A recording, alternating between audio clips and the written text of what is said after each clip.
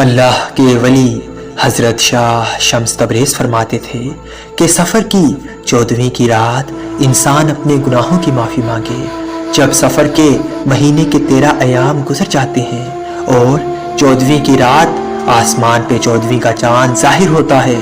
تو تمام مخلوقات اللہ کی عبادت میں مصروف ہو جاتی ہے، تو انسان سفر کی 14ویں سے پہلے لال چیز کا صدقہ دیا کرے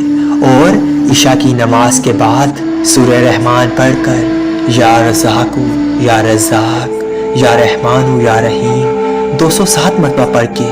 اللہ سے رزق، برکت، خوشحالی کی دعا مانگے تو اللہ وہ دعا فوراً قبول کر دیتا ہے اور آنے والا پورا سال اس انسان کو خوشحال رزق، دولت، عزت اور برکت سے نوازتا ہے۔ اے لوگوں، سفر کی 14ویں کی رات اللہ سے اپنے گناہوں کی معافی مانگنا نہ بھولنا، کیونکہ یہ رات رزق کی خوشحالی اور گناہوں کی معافی مانگنے کی رات ہے، اور گناہوں کی معافی مانگنے کی رات ہے، اور گناہوں کی معافی مانگنے کی رات ہے۔